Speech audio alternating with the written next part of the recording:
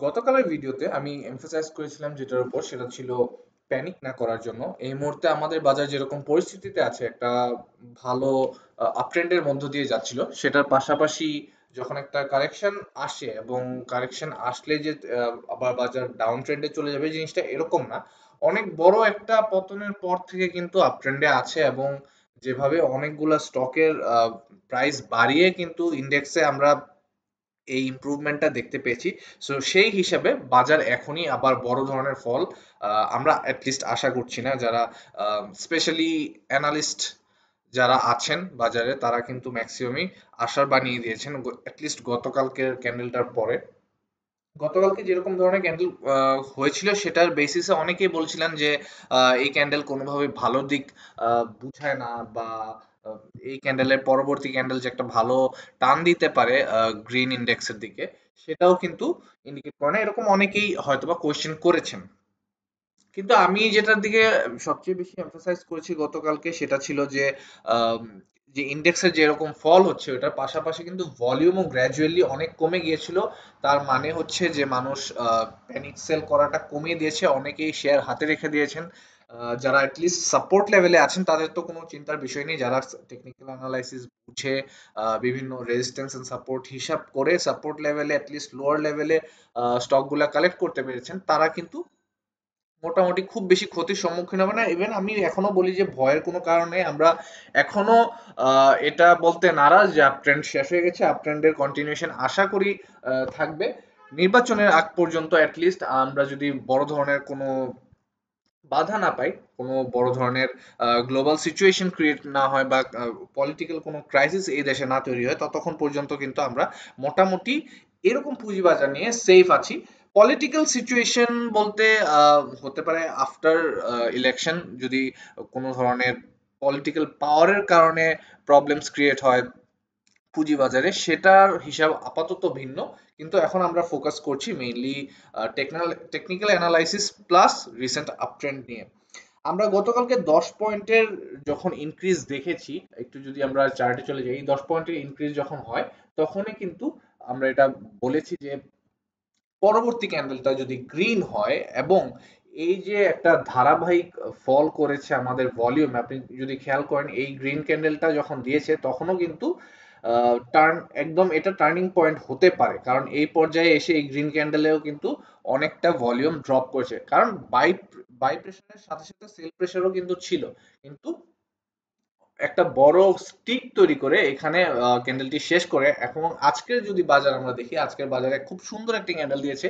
In fact এই ক্যান্ডেলটা একটা পরবর্তী ক্যান্ডেলটা যে ভালো হতে পারে এটার পসিবিলিটি খুব বেশি বাড়িয়ে দিয়েছে, আনলেস আমরা কোনো খারাপ ধরনের নিউজ পাই। এবং পুঁজি বাজার আসলে অনেক ঝুঁকিপূর্ণ, এভাবে বলে অ্যাটলিস্ট প্রিডিকশন দেওয়া যায় না, এটা রিয়েলিস্টিকও নয় আমাদের বাজারের মতো বাজারে কোনো প্রিডিকশন দেওয়া। আমি প্রবাবিলিটি নিয়ে কথা বলছি, প্রবাবিলিটির কথা যদি বলি পরের ক্যান্ডেলটাও খুব ভালো হওয়ার একটা চান্স আছে। এবং যেহেতু আজকে গতকালকের তুলনায় ভলিউম বেড়েছে এবং মোটামুটি 500 কোটি টাকার উপরে যেহেতু উঠে এসেছে, আমি আশা করছি যে ভলিউমের যদি আমরা কনসিস্টেন্সিটা দেখি, এরকম আরেকটা গ্র্যাজুয়াল ইনক্রিজ ইন ভলিউম আমরা দেখি, এদিকে কিন্তু এই এই যেই সাপোর্ট লেভেলটা ভেঙে নিচে এসে পড়ছে এটা কিন্তু এখন একটা রেজিস্ট্যান্স হিসেবে কাজ করছে, সেটাও ভেঙে উপরে চলে যেতে পারে আবারও, হয়তোবা আমরা স্বপ্ন দেখতে পারি 5,630 লেভেলে যেই বাধাটা আলটিমেটলি আমরা ফেস করেছিলাম সেটা ক্রস করে যাওয়ার।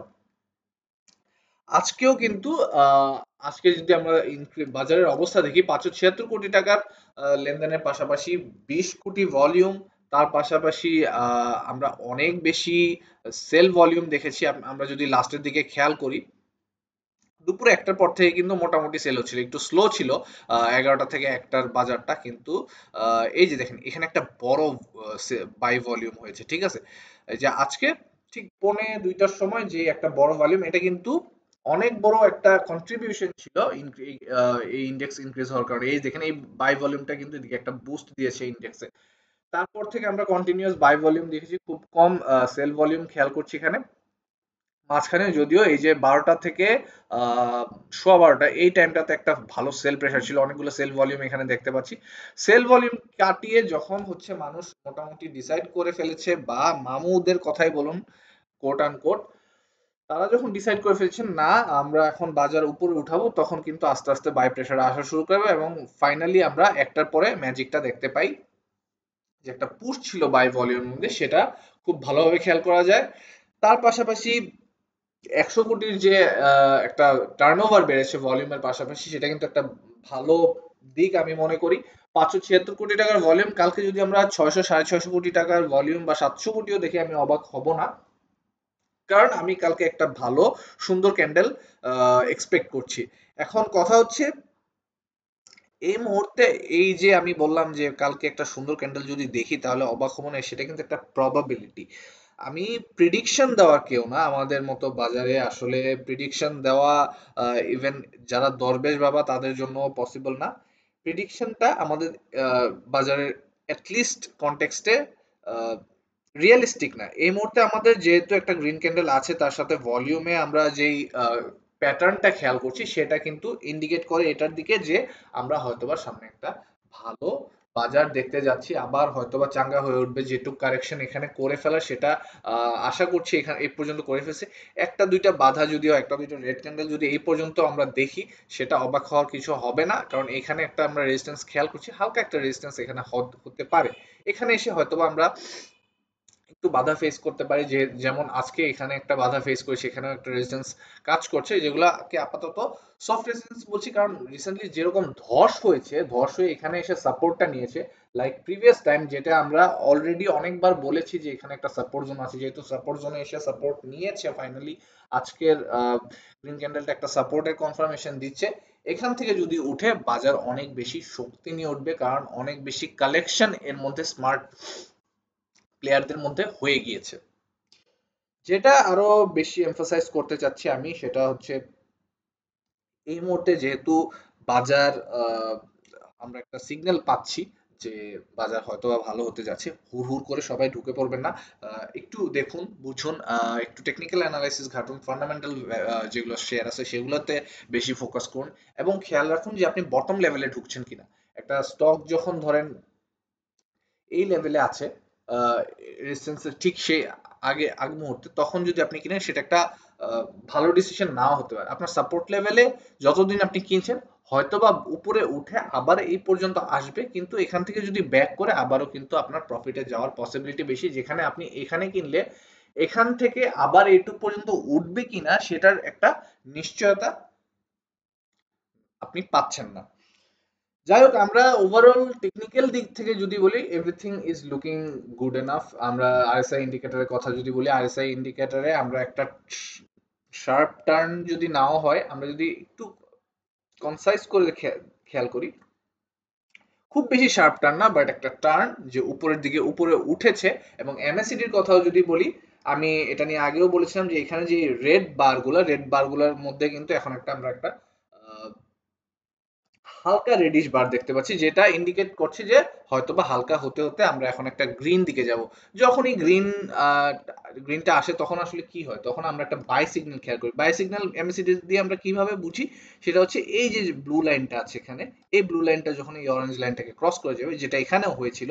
দেখুন এখানে যখন রেড বারগুলো হালকা হয়ে এসে গ্রিন স্টার্ট হয়েছে, তখন কিন্তু এখানে বাই সিগন্যাল আমরা খেয়াল করছি, যে ব্লু লাইনটা অরেঞ্জ ক্রস করছি। সেম জিনিসটা যদি আমরা আবারও খেয়াল করি, তার মানে হচ্ছে একটা মোটামুটি বাই সিগন্যাল। আপনি আপনার পছন্দ মতো স্টকের ট্রাই করুন বটম লেভেলে কিনা, সো দ্যাট এইখান পর্যন্ত এসেও যদি ইন্ডেক্স বাধাপ্রাপ্ত হয়ে আবার ফলের দিকে যায়ও, তাহলেও কিন্তু আপনার অ্যাটলিস্ট ক্যাপিটাল সেফ থাকতেছে। আরো একটি কথা বলতে চাই, আমরা বুলিশ মোমেন্টাম নিয়ে আগেও কথা বলেছি। বুলিশ মোমেন্টাম সাধারণত তিনটা টপ এবং তিনটা বটম ক্রিয়েট করা হয়। আমরা বুলিশ এখান থেকে উঠেছি, একদম সব তো প্যারালাল হবে না। এখানে আমি একটা টপ দেখতেছি, এখানে একটা টপ দেখতেছি, এখানে একটা টপ দেখতেছি। অলরেডি আমরা এদিকে এক দুই তিনটা বটম দেখতেছি।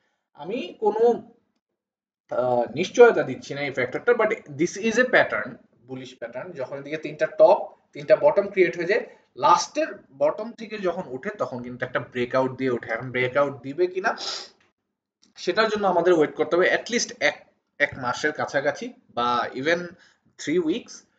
আর যদি উঠে খুব বেশি শক্তি নিয়ে উঠবে, আর বেশি শক্তি নিয়ে যদি উঠে তখনই শুধুমাত্র 5630 লেভেলের যে এই স্ট্রং রেজিস্ট্যান্সটা আমরা ফেস করেছি সেটা কিন্তু ভেঙে ওঠে। স্ট্রং কেন বলছি, এখানে দেখুন 7 দিন টানা চেষ্টা করা হয়েছে এইটাকে ভাঙার, ভাঙতে পারেনি, এখান থেকে বারবার রিজেক্ট হয়েছে। সো ফাইনালি আমরা হয়তোবা আবারও একটা ট্রাই নিতে যাচ্ছি, চেস করবো 5620 কে, 22 কে। আই থিঙ্ক অনেক মানুষ এর মধ্যে ইনক্লুডেড হবে, অনেকেই টপে কিনবে, এবং আহ, যদি এখানে আমরা একটা মোটামুটি ব্রেকআউট পেয়ে যাই, তখন কিন্তু 5832 লেভেলে যে রেজিস্ট্যান্স আমরা একটা স্ট্রং রেজিস্ট্যান্স এঁকে রেখেছি, সেটাও খুব বেশি একটা স্ট্রং মনে হবে না, অ্যাজ লং এস আমরা এখানে একটা বড় ব্রেকআউট দিতে পারি। সো আপাতত এমএসিডি ইন্ডিকেটরের কথা বলি, আরএসআই এর কথা বলি, সবকিছুই সিগন্যাল করছে। আমরা একটু ক্যান্ডেল প্যাটার্নের কথা যদি বলি, এই ক্যান্ডেলটা কিন্তু একটা বড় ক্যান্ডেল পরের দিন হওয়ার জন্য একটা পারফেক্ট ক্যান্ডেল। এই ক্যান্ডেলটাকে আমরা কেন পছন্দ করি এটা আমি আরো একটু ভালোভাবে যদি আপনাকে এক্সপ্লেন করার চেষ্টা করি। এই দেখুন, এই ক্যান্ডেলটা সিমিলার ক্যান্ডেল এখানে আছে, এই যে এখানে আছে ছোট ছোট পিন। সো এই পিনগুলার ছোট পিনের লম্বা ক্যান্ডেলগুলা যখন আমরা পাই, পরের দিনটা কিন্তু একটা বড় রান খেয়াল করি। দেখেন এদিকে একটা পতন হয়েছে, পতন হয়ে এরকম একটা সুন্দর ক্যান্ডেল দিয়ে পরের দিন কিন্তু আমরা ভালো রান পেয়েছি। সিমিলারলি এখানে আপনি আরো জায়গায় খেয়াল করবেন যে এটা কাছাকাছি একটা ক্যান্ডেল, পরের দিন যদিও এটাতে বড় দেখতে পাচ্ছি না, আমরা আরেকটু নিচে যাই, সিমিলার ক্যান্ডেল এই যে এখানে আছে, এই ক্যান্ডেলটার পরে কিন্তু আমরা বড় বড় টান দেখেছি। ইউজুয়ালি এই ধরনের ক্যান্ডেলগুলো একটু ভালো ক্যান্ডেল হয়, এবং রেড হওয়ার সম্ভাবনা অনেকটা কমে আসে। রেড যদি হয়ও অনেক কম রেড হবে, অ্যাটলিস্ট আপনাকে প্রিপারেশন নেওয়ার সুযোগ দিবে। বাট আমরা এরকম নেগেটিভ কিছু আপাতত আশা করছি না, ভালো জিনিস এক্সপেক্ট করতেছি বাজার থেকে। আর যে যে যাই বলুক না কেন, এরকম সিচুয়েশনে আমাদের অ্যাটলিস্ট প্যানিক সেলে যাওয়া উচিত না। অনেকেই হয়তোবা পুঁজিবাজারে একটা ভয় ঢুকায় দেওয়ার চেষ্টা করে যে হ্যাঁ এখন অনেক দিন ধরে বেড়েছে, এখন কিন্তু পড়া শুরু করলে আর থামবে না। এসব মানুষ এড়িয়ে চলার চেষ্টা করুন, টেকনিক্যাল অ্যানালাইসিস শেখার চেষ্টা করুন, টেকনিক্যাল অ্যানালিস্টরা যারা আছে তাদের কথা মন দিয়ে বোঝার চেষ্টা করুন। খেয়াল করুন তাদের কথার সাথে আপনার রিজন মিলে কিনা, তারা যেসব থিওরি আপনাকে বোঝাচ্ছে সেই থিওরিগুলো ইউনিভার্সাল কিনা। আপনি নিজে দরকার হলে একটু গুগল করুন, ইন্টারনেটে একটু স্টাডি করুন, এগুলো আসলে এখন অনেক অ্যাভেলেবেল ইন্টারনেটের যুগে। বিভিন্ন ধরনের স্টাডি বলুন বা বিভিন্ন প্যাটার্নস বলুন, এগুলো একটু জাস্ট একটা আপনার কিওয়ার্ড গুলা লিখে সার্চ দিলে পেয়ে যাবেন। আপাতত বুঝে শুনে আমরা যদি বিনিয়োগ করি, অ্যাটলিস্ট মার্কেট মেকাররা যতই ট্রাই করুক না কেন, আপনার প্রফিট ম্যাক্সিমাইজ না করতে পারলেও লস কিন্তু ম্যাক্সিমাইজ করতে পারবে না। সো আশা করছি কালকে আমরা সুন্দর একটি বাজার দেখতে পাবো, এবং সামনে হয়তোবা যদি আমরা ভলিউমের ইনক্রিজ দেখতে পাই, আমরা আরো ভালো দিন অপেক্ষা করছে সামনে। যদি নির্বাচন কনফার্ম থাকে, সেটার ক্ষেত্রেও আমরা পুঁজিবাজারে একটা স্টেবিলিটি দেখতে পারি। আমরা সবাই জানি মোটামুটি যে একটা স্টেবল হয়তোবা বাজার আমরা দেখতে পাবো যদি একটা কন্ট্রোলড গভর্নমেন্ট পাওয়ারে আসে, এন্ড তার সাথে সাথে পুঁজিবাজারও কিন্তু আরো একটা বুস্টের দিকে যাবে। এটলিস্ট এইটুকু আশা এখন আমরা রাখতে পারি। যাই হোক, আপনার যদি ভিডিওটি ভালো লেগে থাকে অবশ্যই একটা লাইক করে দিবেন, এবং সাবস্ক্রাইব না করে থাকলে সাবস্ক্রাইব করে ফেলুন ডেইলি রেগুলার 10 PM ভিডিওস এর জন্য।